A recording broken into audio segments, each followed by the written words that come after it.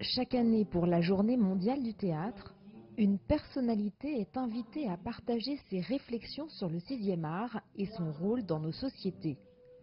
Ces messages sont traduits dans plus de 50 langues et lus pour des dizaines de milliers de spectateurs avant les représentations dans des théâtres à travers le monde, le tout sous la houlette de l'Institut international du théâtre, la plus grande organisation au monde pour les arts de la scène, dont le siège se trouve aujourd'hui à Shanghai.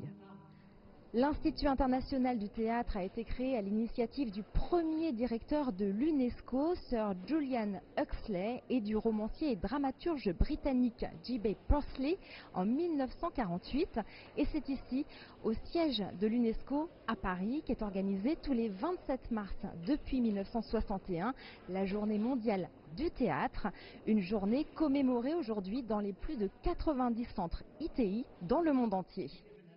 Pour marquer le 70e anniversaire de l'Institut international du théâtre et souligner l'aspect interculturel et international du théâtre, 5 auteurs de messages ont été sélectionnés cette année, provenant de chacune des 5 régions de l'UNESCO, Afrique, Amérique, pays arabes, Asie-Pacifique et Europe.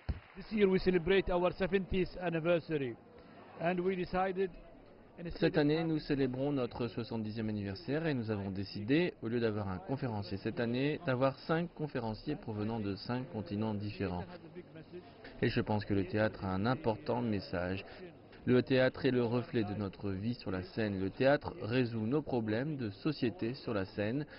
Le théâtre a l'espoir, la solution à certains problèmes réels qui ne peuvent être résolus dans la vie réelle. C'est aussi l'avis de la représentante du continent africain, l'artiste ivoirienne Were Liking, pour qui le théâtre est avant tout porteur d'un message de paix. Je pense que le théâtre en lui-même est une quête de paix. Celui qui fait du théâtre cherche toujours d'abord la paix, c'est-à-dire pouvoir être en paix, pouvoir s'être exprimé, pouvoir avoir exprimé ce qu'il vit, ce que son entourage vit, et pouvoir résoudre le plus harmonieusement possible les questions qui se posent et qu'on refuse parfois de se poser parce qu'elles sont plus ou moins délicates. Donc pour moi, le théâtre, c'est d'abord une quête de la paix. Et pour cette année très spéciale, les célébrations ne s'arrêteront pas là. Le 70e anniversaire,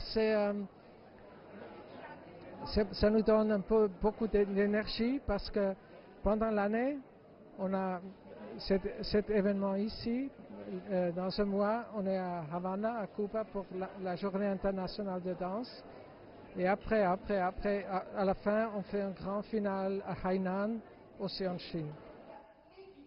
Une énergie qui rassemble autour des valeurs du théâtre sous toutes ses formes, pour faire découvrir, faire rêver et peut-être mieux vivre ensemble.